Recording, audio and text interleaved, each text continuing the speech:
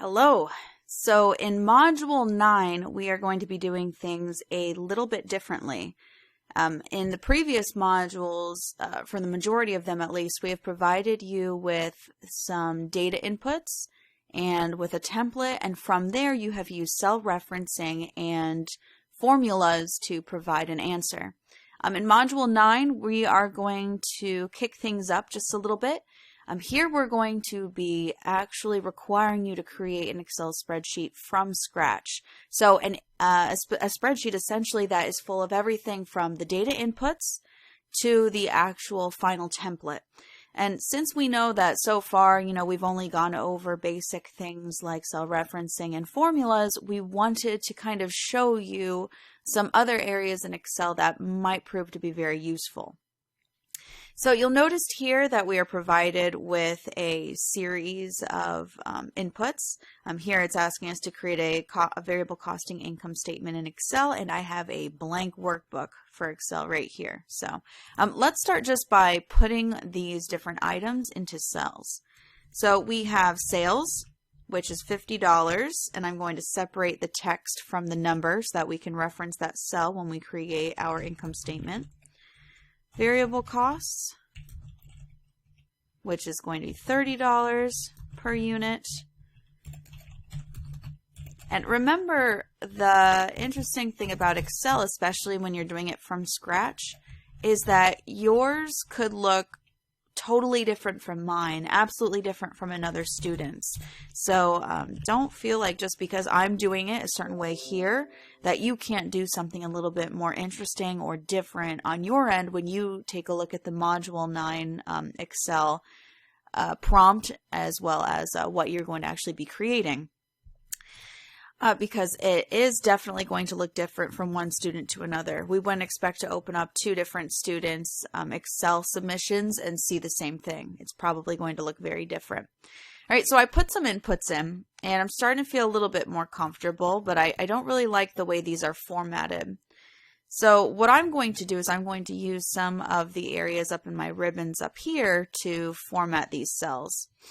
So for example, these are dollar amounts. So I'm going to make those dollar amounts, and you can decide if you want the decimals or not. I'm going to keep the decimals out. This is also a dollar amount. I'm going to keep the decimal amount out of this. This is just a number, so it's units. So I'm not going to put a dollar sign there. So I'm just going to put a comma. There we go. Now, once you have your data inputs, you might decide that you want a little bit more information about what it is. You could say, oh, I want to put that this is a data section. And you might say, I want it to span these 3 columns. And if you do decide to do this, this is something called merge and center within Excel. So you have your original selection and you copy the cells that you want it to merge into, and you click this button right here under your alignment section. And now we have a header. We might even want to set this apart from the actual statement we are about to create. So we might go ahead and copy all of the cells that we want to set apart and use our borders section. So under our borders, they have this nice thick outside border here, which is going to make it look much different from what we do down here. So we'll know that we have those 2 sections. And maybe perhaps in all of our Excel so far, we've pretty much always done them underneath. Let's change things up a little bit. Let's put the actual table that we're going to create, in this case the variable costing income statement, off to the side. All right, so if I knew more about this company, maybe I would give it more headers. But in this case, I'm just going to leave a blank for a header for now. I'll figure out what header I want to use later. Actually, let's pretend I forgot to put a header. I'm just going to start from here. You'll see what I mean later when I say I want to add a series of cells for the header, because I want to show you how to insert. All right, so let's start creating our variable costing income statement. We have sales, variable cost. This should all look familiar. You learned this in other modules. That will give you contribution margin minus fixed costs. Some textbooks call this operating income. I'm just going to call it operating income, but yours might call it net income. It really depends. All right. I'm going to make that a little bit bigger, and then I'm going to start putting my inputs. So sales times the number of units being sold. So we should be very comfortable with cell referencing by now. Enter. Variable costs, $30 per unit times 10,000 units. Good. Our contribution margin, G2 minus G3. Our fixed costs we grab from the side. And simply this minus this, and we have our operating income. All right, now you'll notice here that some of these items include the dollar sign, some of them do not. So let's use something a little bit different. In order to make all of these have the same format, what I'm going to do is I'm going to grab this cell here, make sure it's selected, and I am going to click our format painter here.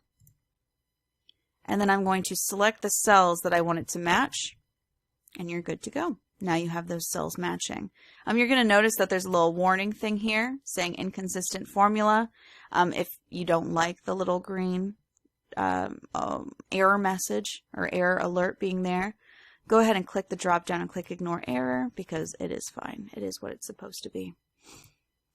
All right, I might also decide I don't like all of these dollar signs and I want to follow true financial statement format. So I could go ahead and change this just to being commaed. And then the first number and the last number, which is general financial statement formatting, is the one that has the dollar sign.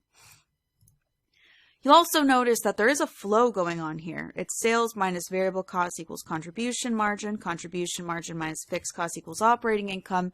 So what we also might want to do is what I like to call math lines, but they're really just bottom borders. So under the 300,000, I want a bottom border to show that we're doing math, and under the fixed costs, I want a bottom border. Right. Remember, the whole point of this Module 9 Excel is not only to show us that you know how to do the concept being asked to be done. I believe it's going to be a differential analysis. But it's also to show us, or even show yourself, all of the different things that you're capable in Excel. So I'm going to go a little bit further with formatting to make things a little bit more interesting. So for example, remember how earlier I said I want to put a header in here, but I want to pretend that I forgot to put it in so I can add it later. If I want to put a header above this sales area, and I don't want to use this area, copy the area that you want to insert the cells above, and then right-click, click Insert, and I want to shift those cells down so I have the space, and now they are shifted down. Now we can again use some merging and centering.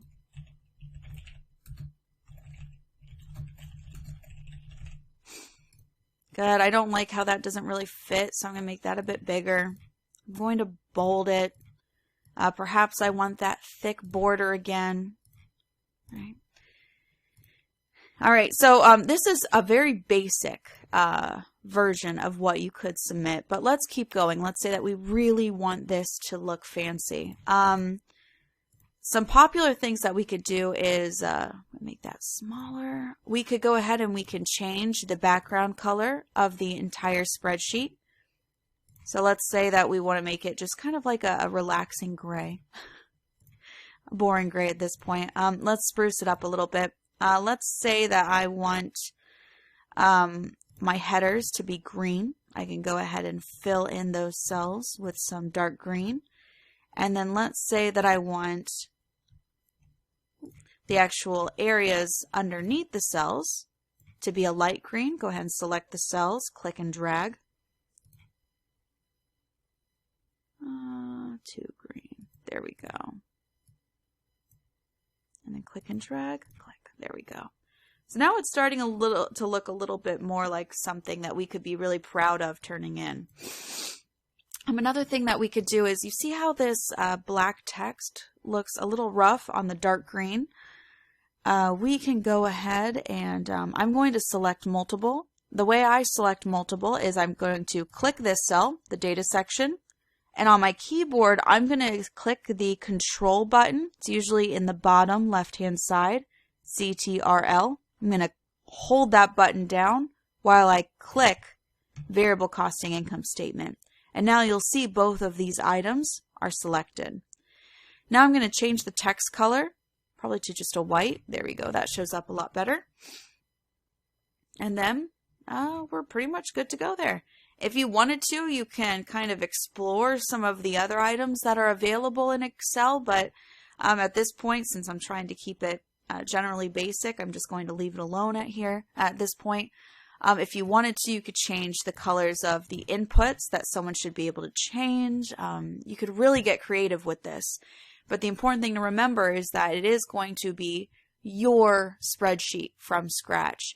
So if it doesn't look totally like someone else's, that's normal. You should be doing this on your own in the first place and not taking from another person's submission. So you should be starting from scratch, because being able to create these Excel spreadsheets from scratch are going to help you as an employer, an employee, an accountant, a business owner, a business manager. You need to be very comfortable with all these different items that you could be using in Excel so that you can be creating some nice, efficient, and effective Excel spreadsheets. So I'm going to leave it at that. Look at you. You just created this from these basic inputs. So that's essentially what we want you to be capable of doing. If you have any questions, please be sure to let your instructor know. But in the meantime, enjoy learning how to use Excel.